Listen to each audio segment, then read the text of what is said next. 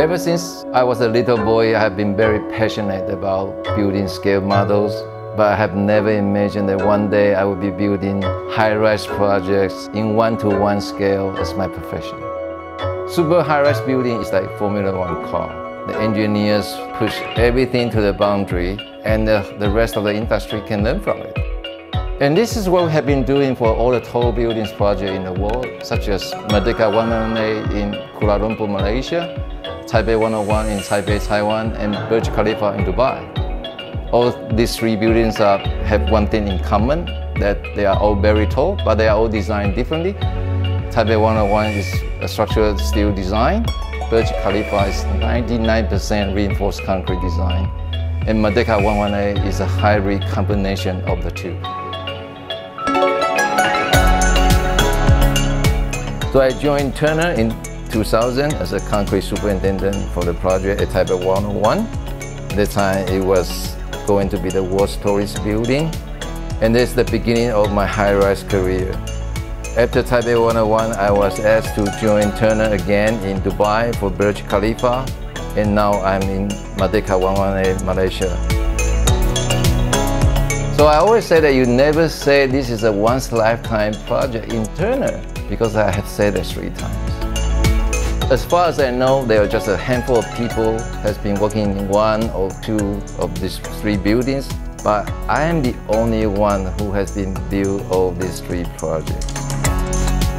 From the very beginning, the building owner has a clear goal to make sure that this is not the tallest building in the world, it will be the greenest super high-rise in the world.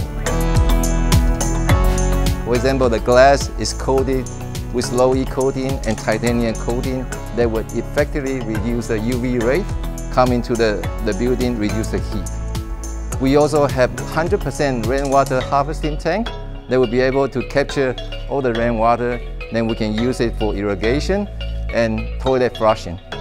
We also have a very unique design that the cool air is coming from the floor, and we have a very unique chill water system that can store chill water in the basement, which can store more than 35,000 cubic meters of chill water.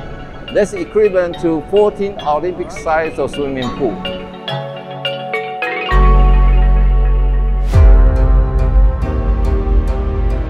The real challenge is that you need to finish a tall building in a certain time frame. That's when you need to be experienced, sometimes be creative, well planned to get it done. So time and money is actually the big element here. Doing that is not a problem. Doing that within your budget, within a time limit, is a challenge. Yeah, it's perfectly possible to construct and design a building more than 1,000 meters tall. There are certain technology constraints like vertical transportation. You won't be able to move people all the way up for 1 kilometer. And fire life safety is always a big issue for the people living inside the building. So yes, engineering possible, but feasibility, a big question.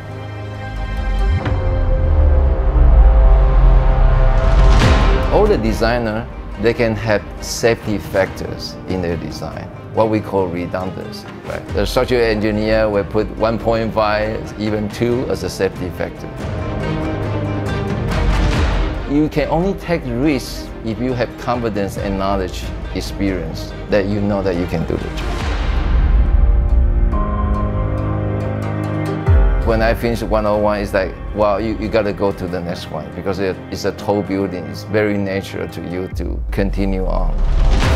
But every building is different. They have different design. They're building in different countries. So there are general principles that you can apply project to project. But since they are all designed differently, the construction methodology might be different, the approach might be different. So I would never say that anyone in the world that can duplicate one experience to the next one, because every tall building are so different. You will definitely encounter different challenges anyway. And that's what makes the project interesting. I would say the roof is one of my favorite places of the building, because from here, I'm actually looking down the other 3 high-rise buildings in town. Of course, it made me proud, yeah? How often you can actually look down at the ex-tallest building in the world.